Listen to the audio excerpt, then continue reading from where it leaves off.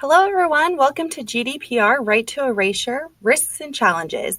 My name is Liz Freyer, and I'm with Melissa. I'm joined today by Edward Alburn, the CEO of Data Delta. Welcome, Edward. Hello, thank you for having me. Of course, thanks for being here. Before we get started, I just wanted to let you all know to please chat your questions to us in the chat box on the right. And because of the complexity of GDPR, we did create a fact sheet for you guys, and we've published that, so you can also access that on your right-hand side. In the interest of time, we'll go ahead and get started. So over to you, Edward. Terrific, thank you. So this is a pretty broad topic with GDPR having a variety of regulations. We've kept this presentation very focused and very short, very concise, with the idea of making it easy for us to rebroadcast these presentations so that you can also invite your colleagues so they can answer their own, they can ask their own questions that we can answer. We're actually going to be repeating this presentation daily throughout the month, basically during the lunch hour, 12:30 Eastern Time, as well as, again, 12:30 Pacific, and also 12:30 London time. So there's a link that we just posted in the chat box. You can copy that and forward it to any colleagues that you'd like to invite for one of these future presentations. So briefly about myself and Data Delta. I have 30 years deep domain expertise in the field of customer data, particularly around the record matching aspect, both for deduping and householding.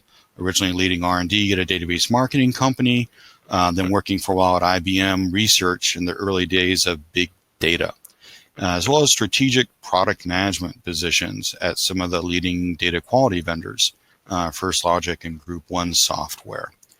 For the last 13 years, I've been leading Data Delta, where we are vendor neutral in doing match accuracy analytics with our technology.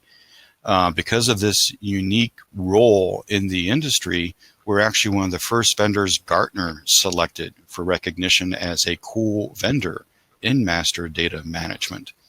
And we're basically compatible with all the platforms out there, whether it's CRM, MDM, or data quality in the field of record matching. Basically, the output of the record matching process is the input for Data Delta's analytics tools. We use that along with a copy of the source customer data that's all protected at your actual data center. So none of your data ever leaves your own ecosystem. It remains protected. And we have a proprietary MQL match query language that enables us to do analysis on the entire customer hub, not just the traditional small samples of data. And with that top-down view, that enables us not only to find problems that are often missed with match accuracy, but we can then connect the dots and do trending analysis to see what are systemic kinds of problems with the record matching and what kind of impact analysis in terms of prioritizing where you get the most bang for the buck and trying to fix problems.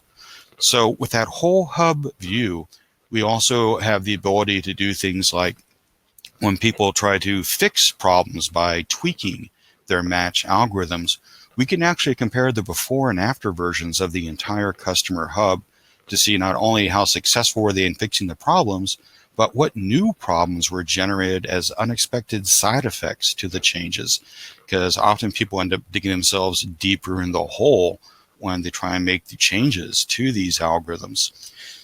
So typically our match accuracy audit is what companies use even after they've completed their production go-live of their MDM platform. And we've now adapted that technology and process for doing these in a GDPR right to erasure audits, where we've worked with some of the largest MDM projects in the industry. In one case, even over 1 billion records we were able to successfully analyze with our technology. So from that background, we have a very broad perspective on a large number of these MDM projects, in particular during the last 13 years. And that's where we've identified this really key issue with GDPR and the right to erasure that is being tremendously overlooked so far. So in partnering with Melissa, Melissa's been a very well-established name and leader in data quality. And particularly in the last few years, Melissa's made enhancements for being able to do more accurate record matching with European data in particular. So that's another technology that Data Delta can incorporate in these audits to help uncover issues that are currently being missed with your MDM or other single customer view golden record platforms. So with GDPR, obviously the fines are a really large issue and concern. In fact, the recent fine to Facebook earlier this year of over $100 million could have been over $1 billion based on the formulas for GDPR. Many USA companies aren't even aware that they're subject to these GDPR regulations as well. Basically, anyone that has European citizen data in their customer hubs are subject to this. And most of the attention has been circulating around things like security and breach notification, permissions, and the like. But in reality, those are just the tip of the iceberg. The real iceberg, the really big, serious challenge is Article 17, the right to erasure, the right to be forgotten. And it's very big. By some surveys, nearly half of the population plans to make use of these new data rights that they have under GDPR. And in fact, the industry surveys show that this message is coming across, where most companies are ranking the right to erasure as being the most challenging to comply, the most challenging by far, with over 50% of respondents to this survey indicating that, yeah, this is going to be a huge, huge challenge they're not ready for.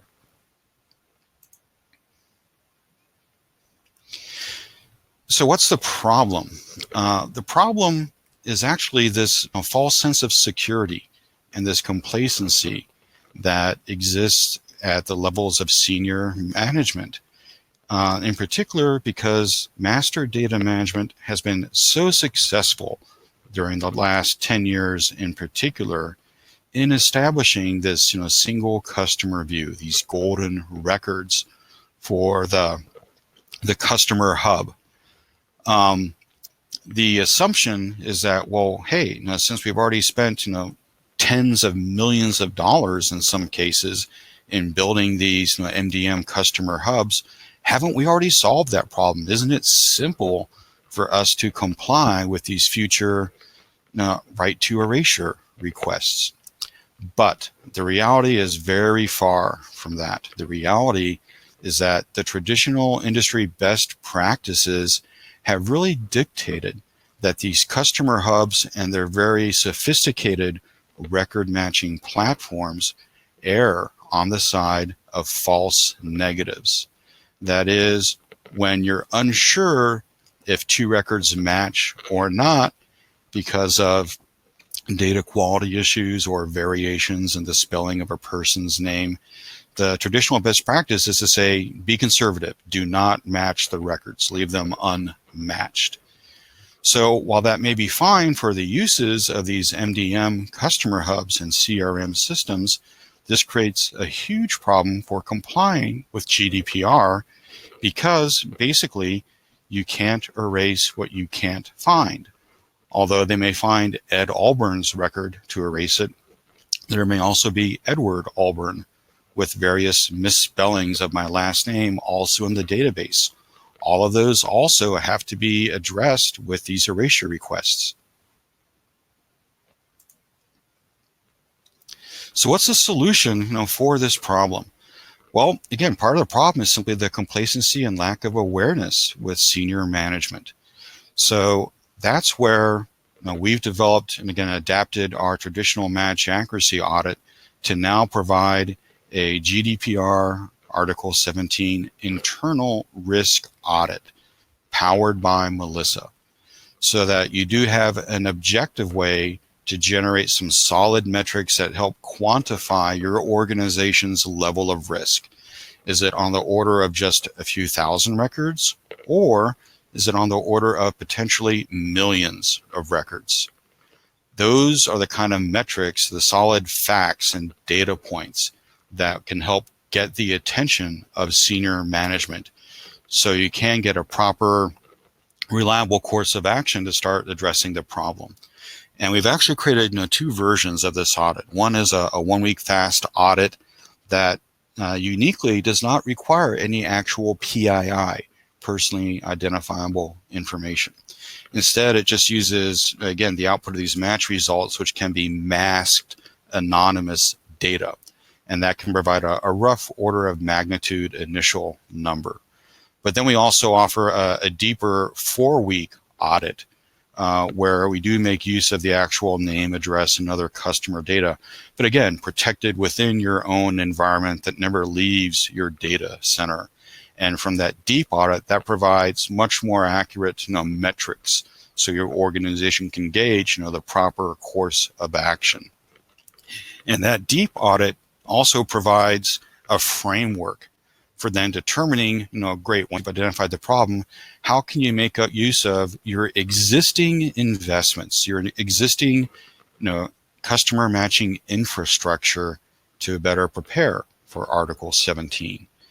The natural question is to say, well, hey, can we just use some looser matching algorithms to just allow more matches to happen? Can we lower the score threshold and things like that? But in reality, the answer is no, because as soon as you start loosening up the match logic very much, you start having this snowballing of false positives that is incorrectly linking together different people.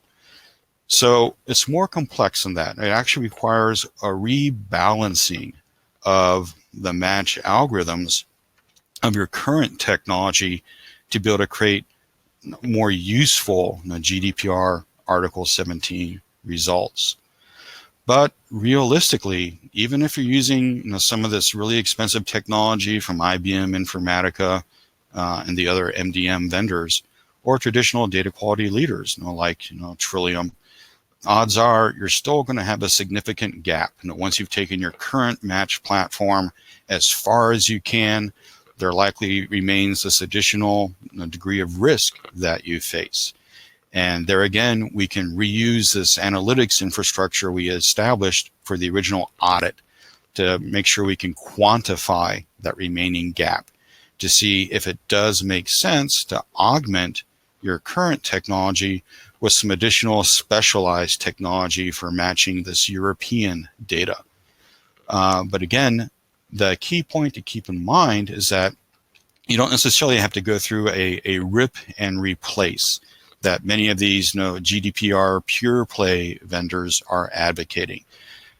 Instead, you can be very effective with an enhance and extend technology, where you leverage all of these major investments you've already made to be able to provide a more effective GDPR point solution, perhaps augmented with some additional technology. So who is responsible? Well, raising this message, there's a variety of people. Basically, a variety of chief officer level people, chief officers for privacy, internal audit, risk compliance, things of that nature. Also, GDPR mandates the creation of these data protection officer positions. And these can be a terrific career path opportunity for many of you, to be honest, as well. You don't necessarily have to be an attorney. You just have to be, having good expertise, working with customer data and your company's business processes surrounding the use of that data. But even if your organization does not have a DPO at present, the regulation does allow you to use third parties. You don't have to have a DPO that's an actual employee. And in fact, Data Delta can act as your on-demand DPO of record, at least as a temporary placeholder until you did find a permanent candidate internally.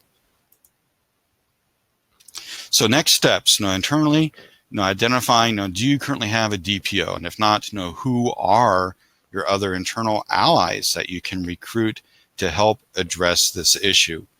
And also to find out what, if anything, is currently being done within your organization, specifically to prepare for the right to erasure. Have there been any kind of readiness assessments done, things of that nature? And what kind of audits have been done? There's a lot of attention around these privacy impact assessments. Lots of vendors and consultancies are pitching those, but those are totally different from right to erasure and really unrelated. Those deal more with things like employee access to customer data and the business processes. So externally, again, we'd certainly recommend that companies take advantage of these internal risk audits that we can provide to help quantify your degree of risk. And with this coming up so fast, we are providing discounts, for any SOWs that are signed by the end of this year. The work doesn't have to be scheduled right now. It can be scheduled for really any time after year end. So with that, I'll turn this back if you want to go ahead. Thanks, Edward. Yeah, just to reiterate, we are going to be repeating this webinar every day from 12:30 and again at 3:30 p.m. Eastern Standard Time. So again, I've shared the link in the chat box. Just copy and paste that link and you can send it over to your colleagues who might be interested. You can also access more information on GDPR at the link we have below.